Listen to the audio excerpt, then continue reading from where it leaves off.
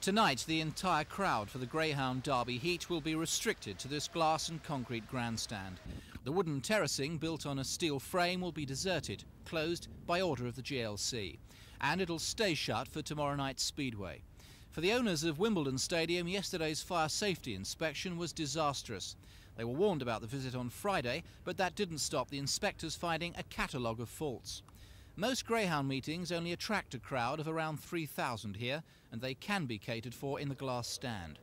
But on June the 22nd, a 10,000 crowd is expected for the Greyhound Derby itself, and without the terraces, there's nowhere to put them. The standard of housekeeping at Wimbledon Stadium was so deplorable. It was the worst case we'd come across in the inspections we'd made since Bradford. In fact, one of the team said that it was an epic place to take a young trainee to show how not to run a place where the public pay money to watch dogs or football or speedway or whatever. Apart from the wooden terraces, the GLC team discovered oil, paint, foam rubber and colour gas stored beneath the stand. Exits were inadequate, they said, and combustible material was left near wooden seating.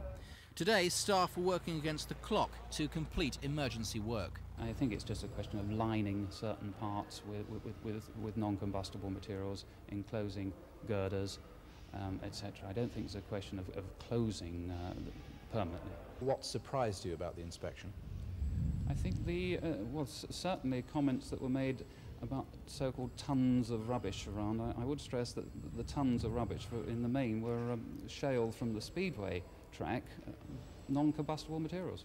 The management say the stadium has been inspected annually until yesterday had always been declared safe for spectator sport. They're also determined that the Greyhound Derby will go ahead. This is Lindsay Charlton at Wimbledon Stadium for Thames News.